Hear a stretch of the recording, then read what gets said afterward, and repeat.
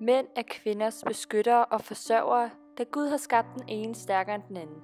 Hvis manden har mistanke om illoyalitet og dårlig opførsel, skal han først formane hende, derefter nægte at dele seng med hende og til sidst straffe hende.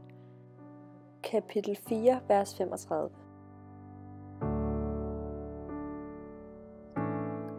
Fortolkningen af dette uddrag fra Koranen har ofte været, at manden har retten til at slå sin kone.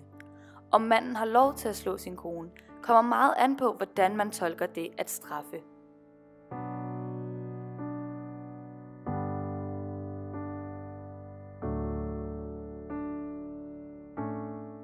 Fortæl dine troende koner og døtre, at de skal lade deres halsudskæring dække. Kapitel 33, vers 60.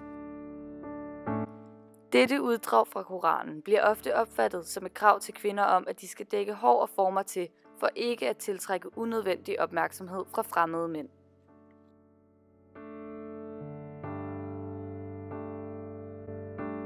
Så gift jer med de kvinder, I finder for godt. 2, 3 eller 4. Hvis I er bange for ikke at kunne behandle dem ligeligt, så kun med én. Kapitel 4, vers 4. Dette uddrag fra Koranen ses som mandens ret til at have 4 koner. En vigtig detalje, som ikke altid bliver husket, er, at kone nummer 1 altid skal være indforstået med valget om endnu en kone.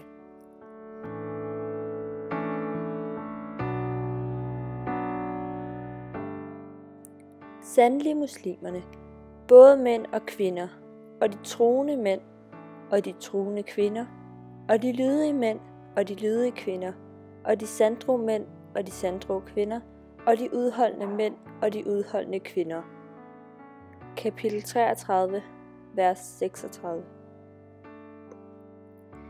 I dette vers fra Koranen nævnes mænd og kvinder 10 gange side om side.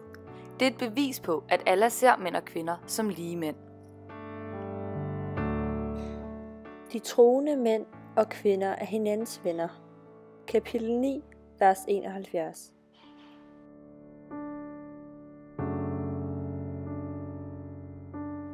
Trods forskelligheder er mænd og kvinder skabt af samme grundcelle og som alt andet alle har skabt. Kapitel 3, vers 196. Ifølge Koranen blev mænd og kvinder skabt af samme materiale. Kvinden er altså ikke skabt af manden eller for manden, men på lige fod med manden.